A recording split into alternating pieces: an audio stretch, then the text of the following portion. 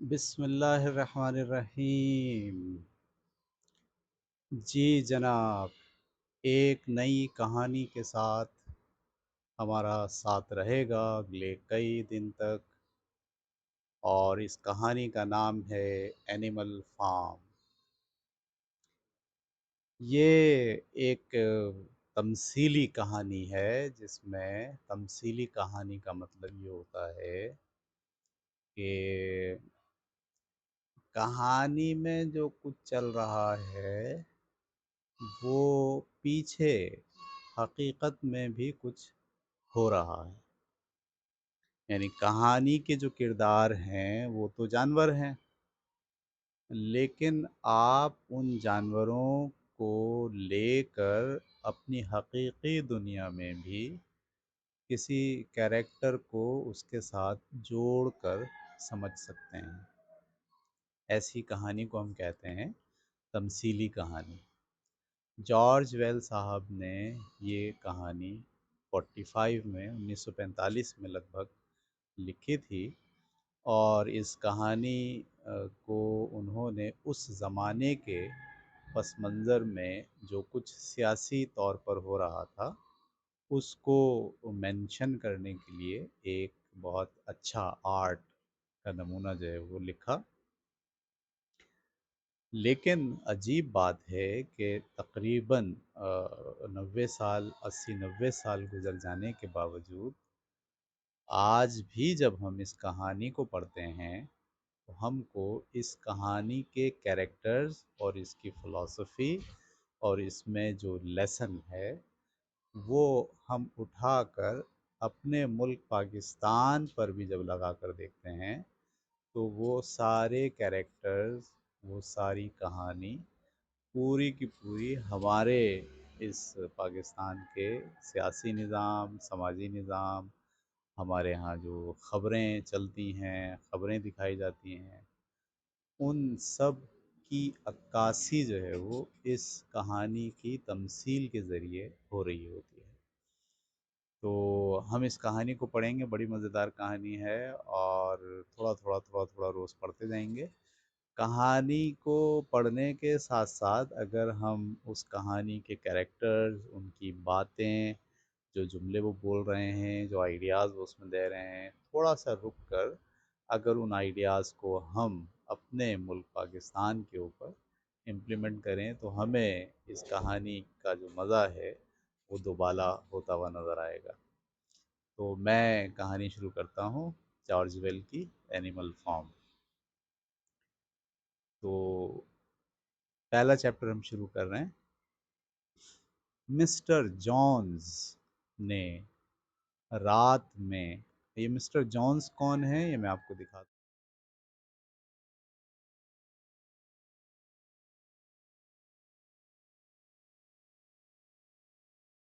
نام ہے manure form.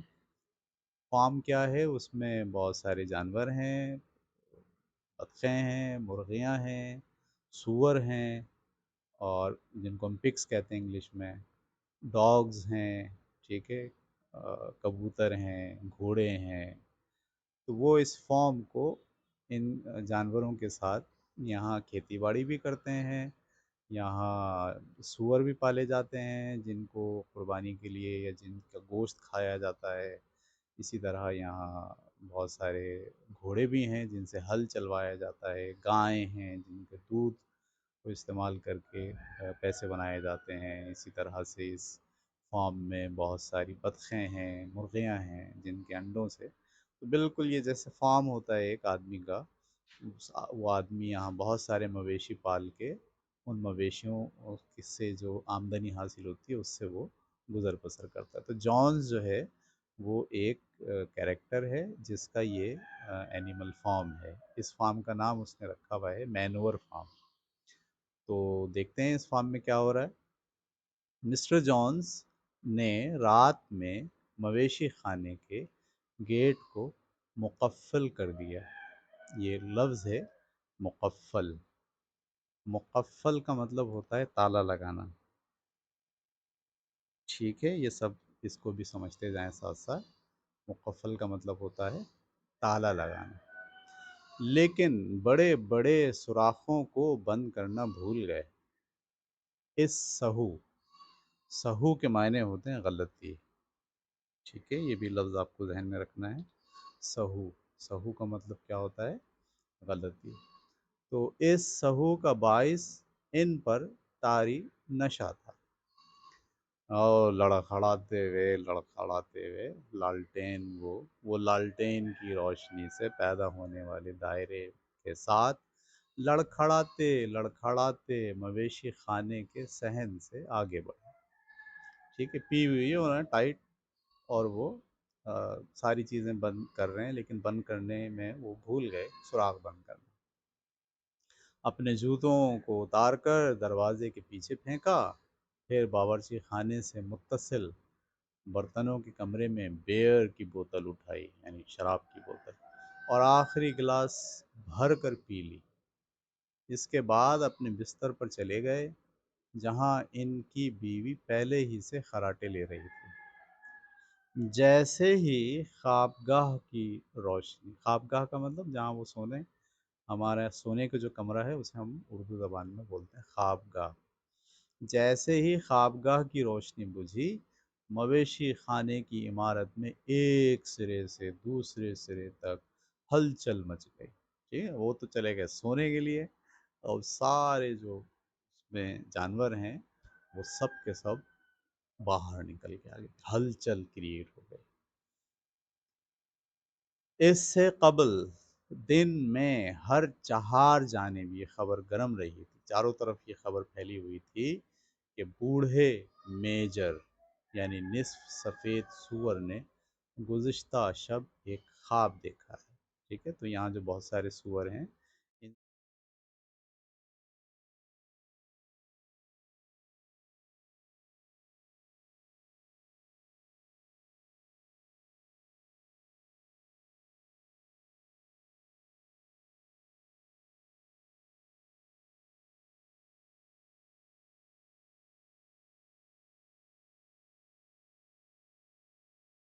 اور سب سے زیادہ بزرگ اور سب سے زیادہ بڑے لیڈر ٹائپ کے آدمی جن کی سب جو ہے وہ عزت کرتے ہیں، انہوں نے خبر پھیلی ہوئی ہے کہ انہوں نے کوئی خواب دیکھا ہے۔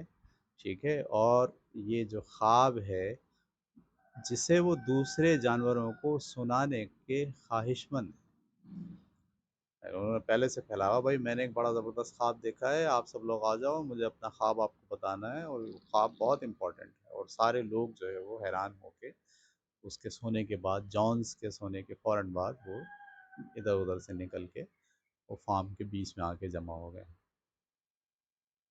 پھر جانوروں نے یہ طے کیا کہ مسٹر جونس کے ہٹتے ہی انہیں مویشی خانے کے صحن میں ایک جگہ اکٹھا ہونا چاہیے۔ بوڑھے میجر، اس کی شہرت اسی نام سے تھی، گو اس کا اصل نام ولنگٹن بیوٹی تھا، اصل میں اس کا نام ولنگٹن بیوٹی تھا، لیکن اس کی جو شہرت تھی اس کو میجر میجر بولتے تھے سب، کہ مویشی خانے میں موجود ہر جانور عزت و تکریم کرتا تھا، اور اس بات کے لیے تیار تھا کہ اپنی نیند کے اوقات میں سے ایک گھنٹہ صرف کر کے یہ سنا جائے کہ وہ کیا کہتا ہے۔ مویشی خانے کے صحن میں ایک جانب گھاس پھوس کا پلیٹ فارم بنا ہوا تھا، ٹھیک ہے، بہت ساری گھاس ایسے رکھی ہوئی ہے، اور ایک پلیٹ فارم بنا ہوا ہے چبوترا ٹائپ کا گھاس کا، اور وہ اس پہ آ کے ایسے بیٹھ گیا ہے، اور بیٹھ کر اب وہ سامنے تقریر کرے گا، جس پر میجر کرو فر سے بیٹھا ہوا تھا۔ لفظ ہے کرو فر، یہ جو آپ لفظ دیکھ رہے ہیں کرو فر، ٹھیک ہے نا؟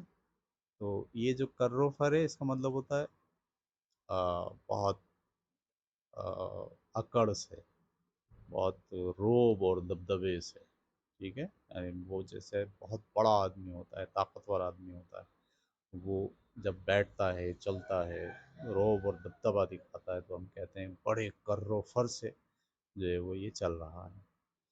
تو میجر کرو فر سے بیٹھا ہوا تھا، قریب ہی شہتیر سے ایک لالٹین لٹکی ہوئی تھی۔ یہ شہتیر کیا ہوتا ہے؟ یہ لکڑی کا جو بلی ہوتی ہے لکڑی کی، ٹھیک ہے، یعنی ایک تو ہمارے یہاں لوہے کا گارڈر ہوتا ہے، ایسے ہی اگر بڑے لکڑی کے پیس کو نکال لیا جائے اور چھت میں گارڈر کے طور پر یوز کیا جائے اس کو کہتے ہیں شہتیر۔ قریب ہی شہتیر سے ایک لالٹین لٹکی ہوئی تھی، اس کی عمر کوئی 12 برس ہوگی، میجر کی عمر کوئی 12 برس ہوگی، اور وہ بوڑھا ہونے کے باوجود توانا اور شکل و شباہت سے شاندار اور باوقار دکھائی دیتا تھا۔ اس کے چہرے سے عقلمندی اور ہمدردی بھی چھلکا کرتی تھی، حالانکہ اس کے بال نہیں تراشے گئے تھے۔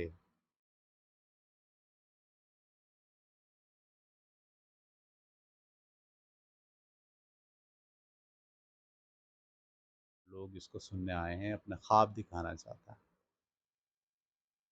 خیر، مختلف حصوں سے جانور آنا شروع ہو گئے اور اپنی اپنی جگہوں پر اطمینان سے بیٹھ گئے۔ سب سے پہلے آنے والوں میں سے 3 کتے تھے، ٹھیک ہے، 3 ڈاگ جو ہے وہ آ کے بیٹھے۔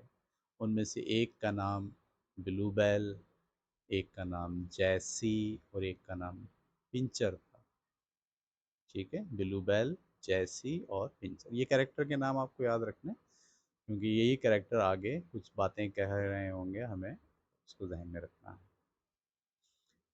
اچھا بھائی، پارٹی آن ہے، لوگ آنا شروع ہو گئے ہیں، اور سب سے پہلے جو آئے ہیں وہ کون ہیں؟ وہ 3 عدد کتے آ گئے ہیں۔ اس کے بعد سوروں کی ٹولی آئی اور پلیٹ فارم کے عین سامنے پڑے ہوئے گھاس پھوس پر بیٹھ گئی۔ مرغیاں آ کر کھڑکیوں کی چوکھٹوں پر بیٹھ گئیں، کبوتر آئے اور شہتیروں پر بیٹھ گئے، گائے اور بھیڑیں آ کر سوروں کے پیچھے بیٹھ کر جگالی کرنے لگے۔ جگالی کا کیا مطلب ہے؟ وہ جو کھاتے ہوئے ہم ہم ہم ہم ایسے جو کرتے ہیں اسے ہم کہتے ہیں جگالی۔ بکریاں بھی جگالی کرتی ہیں، گائے بیل بھی جگالی کرتا ہے، اونٹ بھی جگالی کرتا ہے، ٹھیک ہے۔ اچھا جی، گاڑی میں جتنے والے، گاڑی میں جتنے والے، جتنے کا مطلب کیا ہوتا ہے؟ جن کو ہم گاڑی میں باندھتے ہیں، جیسے گدھا، ٹھیک ہے، جیسے گھوڑا، جیسے اونٹ۔ بیل کو بھی گاڑی کے اندر جوتا جاتا ہے، تو یہ جو گاڑی کے اندر باندھنا ہوتا ہے اس کو ہم کیا بولتے ہیں؟ جوتنا۔ تو گاڑی میں جتنے والے 2 گھوڑے، باکسر اور کلوور، ایک ساتھ آہستہ آہستہ آئے۔ اچھا جی، باکسر اور کلوور،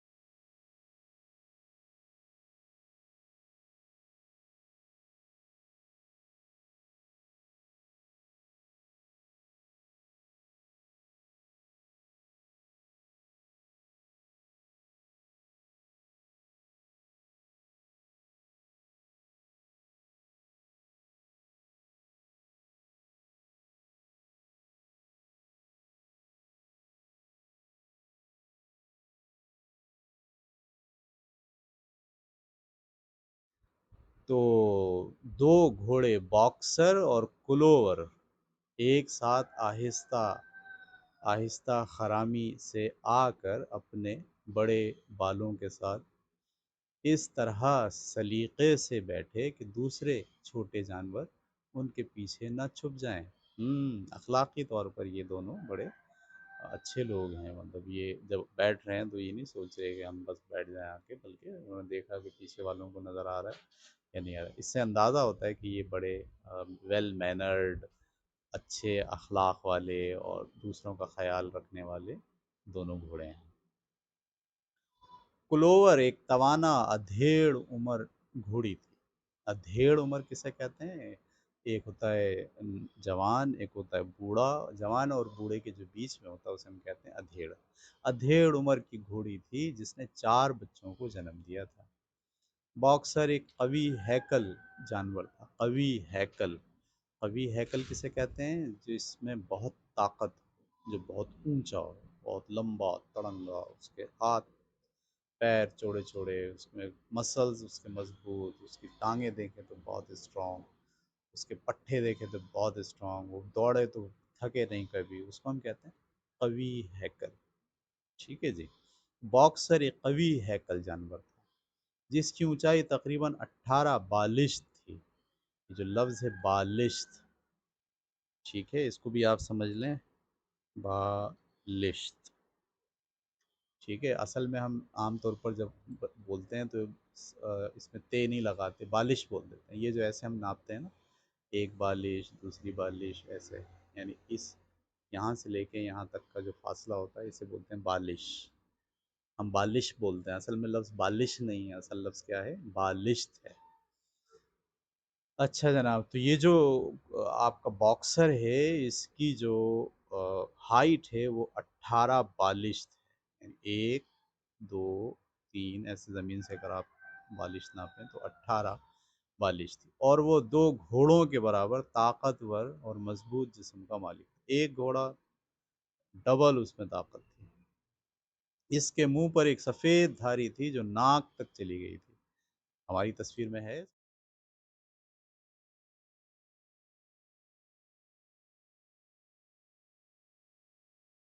ٹھیک ہے۔ اچھا جی،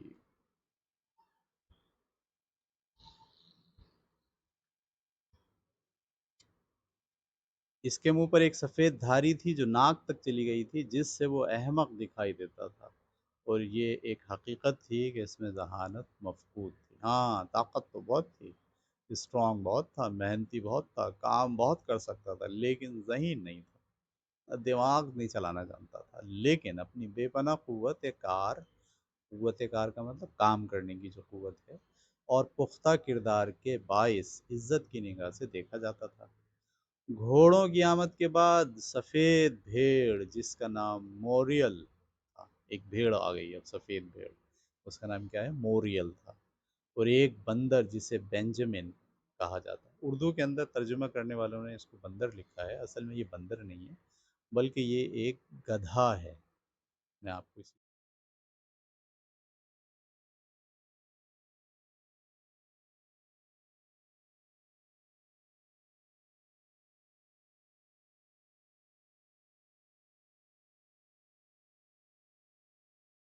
ہے، تو کہتے ہیں اس مویشی خانے کا سب سے عمر رسیدہ جانور تھا۔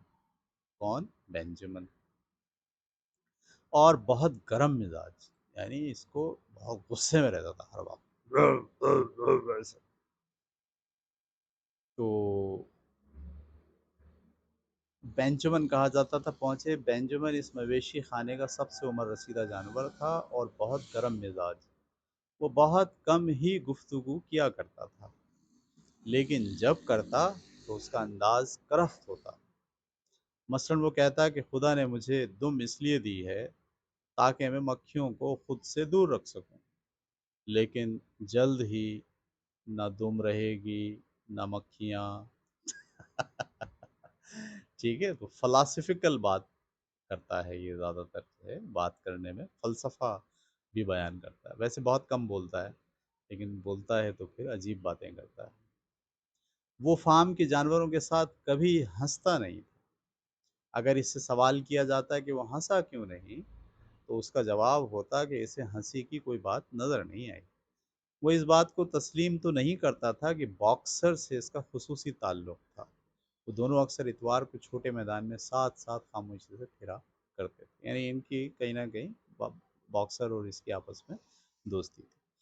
دونوں گھوڑے ابھی آ کر بیٹھے ہی تھے کہ اتنے میں بطخ کے چند بچے اپنی ماں سے جدا ہو کر تھکے ماندے سست روی سے ماں کو تلاش کرتے ہوئے مویشی خانے میں داخل ہوئے، اور ایک محفوظ جگہ تلاش کرنے لگے جہاں دیگر جانوروں کے پاؤں تلے آ کر روندے نہ جانے سے بچ سکے۔ روندے جانا کا مطلب پیروں کے نیچے آ کے کچلے جانا، اس کو ہم اردو میں بولتے ہیں روندے جانا۔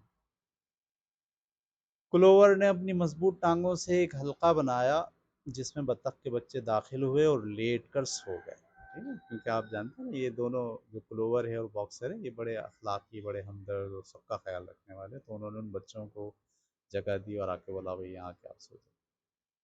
اچھا جناب، آخری لمحات میں بیوٹی بے وقوف مولی موٹی، یہ بھی ایک دراصل گھوڑی ہے، لیکن یہ جوان گھوڑی ہے، خوبصورت گھوڑی۔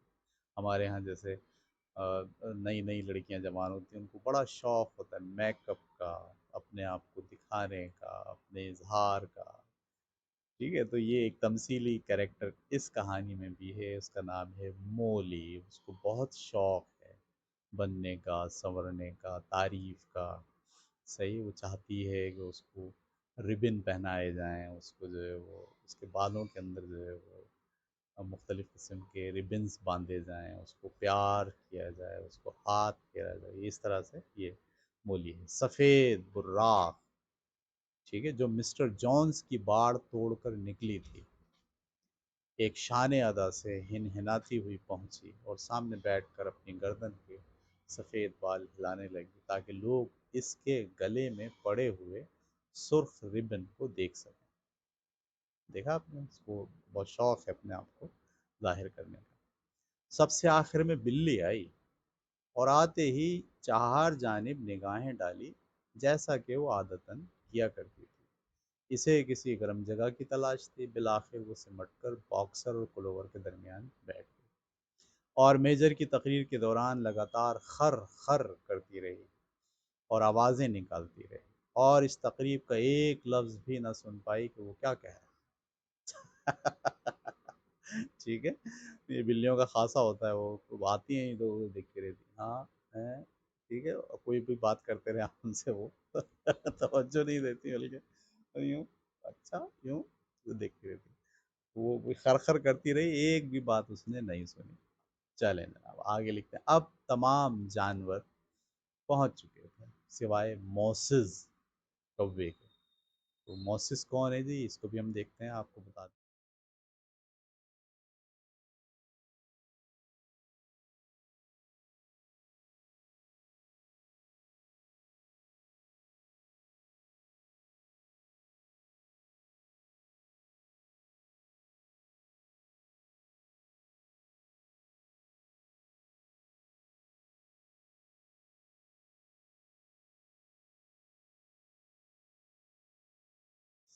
کوا ہے، ٹھیک ہے، تو سوائے موسس کے جو پچھلے دروازے کے اوپر بیٹھا سو رہا تھا۔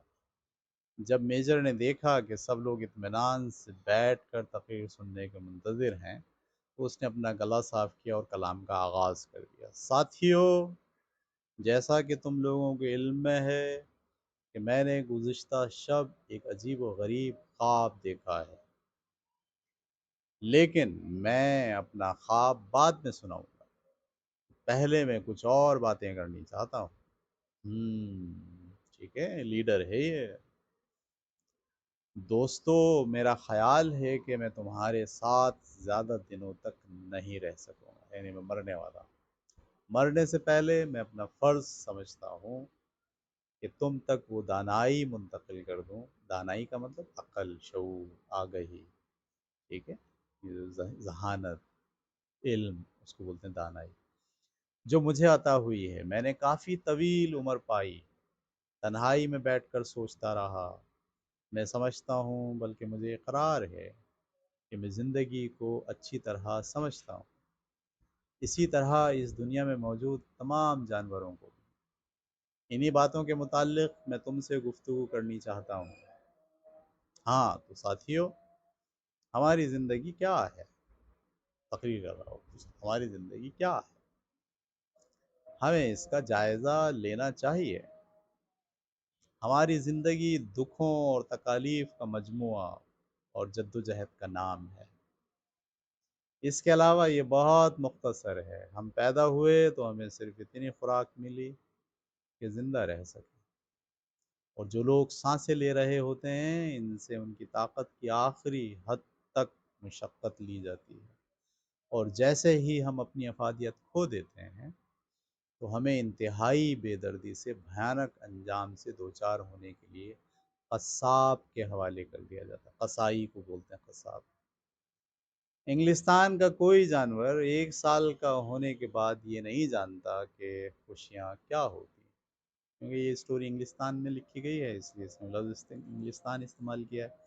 لیکن اگر ہم اس کو اپنے پیرامیٹرز میں دیکھیں تو ہم کہہ سکتے ہیں کہ پاکستان کے اندر کوئی جانور 1 سال کا ہونے کے بعد یہ نہیں جانتا کہ خوشیاں کیا ہوتی ہیں، آرام اور فرصت کسے کہتے ہیں۔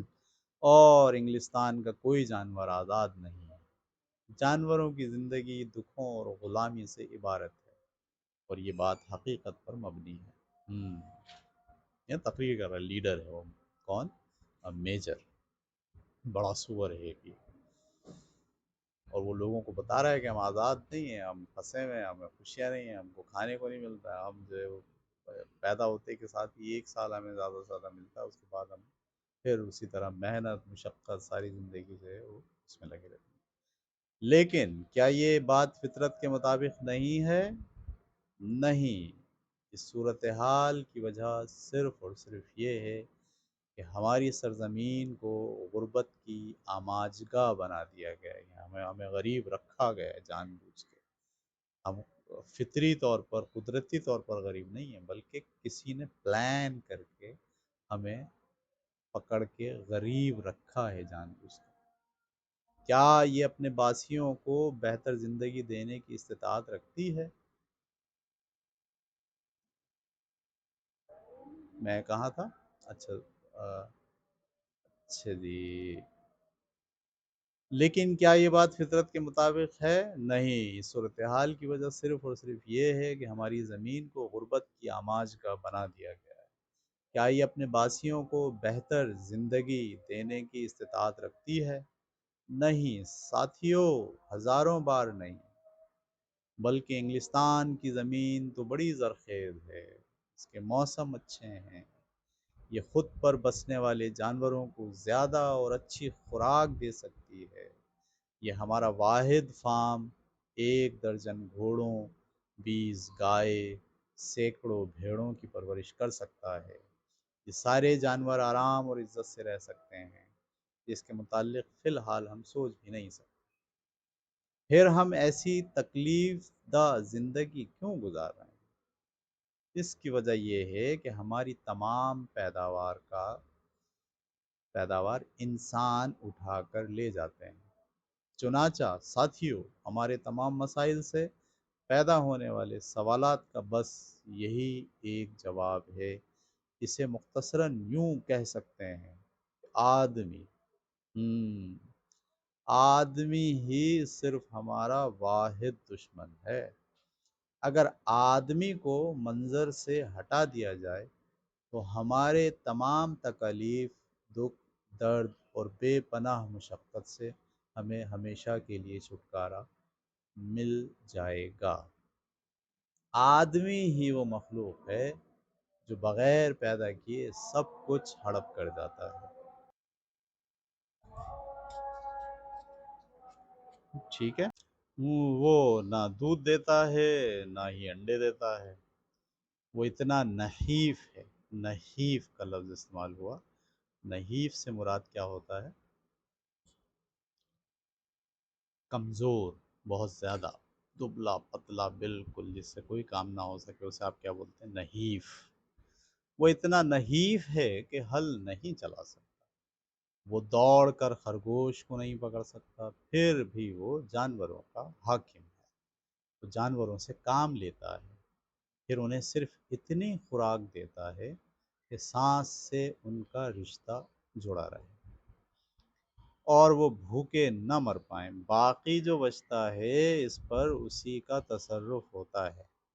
ہماری محنت اور لید، یہ جو لید ہے گوبر کو بولتے ہیں، گائے بھینسے جو فضلہ کرتے ہیں گوبر، اس کو کہتے ہیں لید۔ ہماری محنت اور لید زمین کو زرخیز کرتی ہے، پھر بھی ہم میں سے کسی کے پاس اس کی کھال کے سوا کچھ نہیں ہے۔ تمثیل کہہ رہا کھال ہے، ہم گوشت ووشت نہیں ہے، ہم سارے جو دبلے پتلے ہیں، محنت کرتے ہیں اور ہر چیز ہماری وجہ سے ہو رہی ہے، لیکن اس کے عوض میں ہمیں کچھ بھی نہیں ملا۔ تم گائیں جو میرے سامنے بیٹھی ہو، تم نے پچھلے سال کتنے ہزار گیلن دودھ دیا جانتی ہو؟ وہ سارا دودھ کیا ہوا؟ جو ہمارے نوزائیدہ بچوں کو مضبوط اور توانا بناتے ہیں، کہاں چلا گیا وہ سارا دودھ؟ اس کا ایک ایک قطرہ ہمارے دشمن کے حلق میں پہنچ گیا۔ اور مرغیوں، تم نے گزشتہ برس کتنے انڈے دیے؟ ان انڈوں سے کتنے بچے نکلے؟ وہ تمام کتنے بچے نکلے، یعنی وہ پوچھ رہا ہے انڈوں سے بچے تو نہیں نکلے، وہ سارے انڈے نکل لیے، مطلب تمہارے لیے، تمہارے بچوں کے لیے وہ انڈے نہیں چھوڑے گا۔ وہ تمام انڈے مارکیٹ میں بھیج کر جونز اور اس کے آدمیوں کے لیے پیسے بنائے گئے۔ اور تم بتاؤ کلوور، اب وہ گھوڑی سے بولی، کلوور تمہارے 4 بچے کیا ہوئے؟ یعنی تمہیں بچے تو 4 ہوئے تھے اس سارے پروسیس میں، اس سارے دور میں، کیا کیا ہوئے وہ بچے، کہاں گئے؟ تمہارے بڑھاپے میں اب سہارا کون بنے گا؟ خوشیاں کون فراہم کرے گا؟ چاروں ایک سال قبل بیچ دیے گئے، اب تم ان میں سے کسی کو نہیں دیکھ پاؤ گے۔ تمہاری قربانیوں، کھیتوں میں مشقت کا صلہ کیا ملا سوائے تھوڑی سی خوراک اور اس جگہ کے؟ ٹھیک ہے، وہ تقریر کر رہا ہے ایک لیڈر کے طور پر، میجر۔ پھر طرفہ تماشا، یہ طرفہ کا مطلب ہوتا ہے ایک طرف تو یہ، دوسری طرف تماشا یہ، ایسے جب بولا جاتا ہے تو اس کے لیے کیا کہتے ہیں؟ طرفہ تماشا یہ کہ تکلیف دہ زندگی کے باعث قدرتی بڑھوتی بھی نہیں ہوتی۔ جب ہم اتنے مشقت میں رہتے ہیں تو جو ہماری گروتھ ہونی ہے وہ نہیں ہو پاتی۔ میرا اپنا جہاں تک سوال ہے تو میں غلط بیانی نہیں کروں گا، میں خوش نصیبوں میں سے ہوں۔ میری عمر 12 سال ہے اور میرے 400 سے زیادہ بچے ہیں۔ یہ سور کی زندگی ہے، لیکن ہر جانور کو بالآخر چھری کا سامنا کرنا پڑتا ہے۔ اور تم جوان سوروں جو میرے سامنے بیٹھے ہو، 1 سال کے اندر ہی اندر تم اپنی زندگیوں کے لیے چیخو گے۔ اس خوفناک صورتحال سے نبرد آزما ہونے کے لیے ہم سب کو آگے بڑھنا چاہیے۔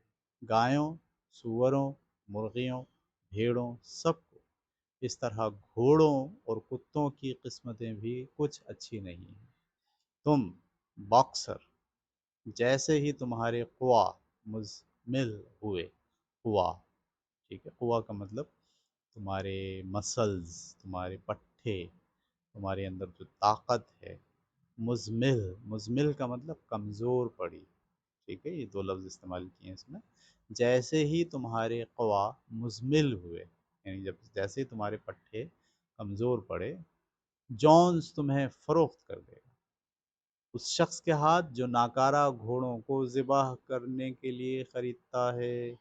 وہ تمہارا گلا کاٹ کر ابالے گا اور پھر لومڑیوں کو کھلا دے گا۔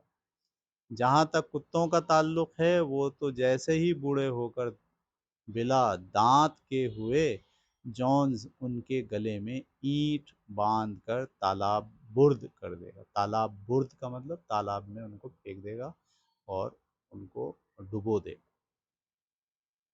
ٹھیک ہے، تو یہاں تک آج ہم رکھتے ہیں اپنی کہانی کا حصہ۔ اس کے بعد اس کا اگلا حصہ جو ہے وہ ہم پڑھیں گے۔ یہ ابھی کہانی کا آغاز ہوا ہے اور آپ اس کو ابھی شاید تمثیل آپ اس کو جوڑ نہیں پائیں گے اپنے ملک سے، لیکن کہانی جیسے جیسے آگے بڑھے گی آپ کو آئیڈیا ہوگا، او ہو یہ تو ہمارے ملک کی ہی باتیں ہو رہی ہیں۔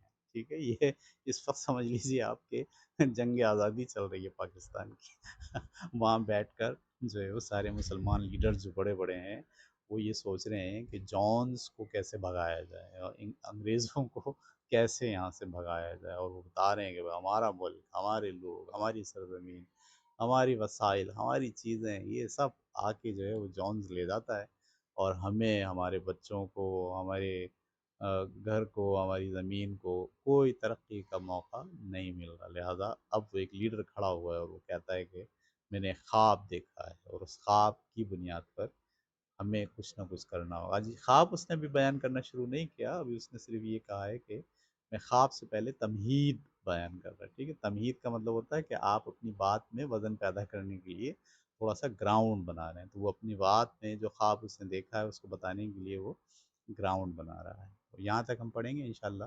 اگلا حصہ اس کا جو ہے وہ کل کی نشست میں ہم رکھیں گے. کل تک کے لیے اجازت دیجیے. اللہ حافظ.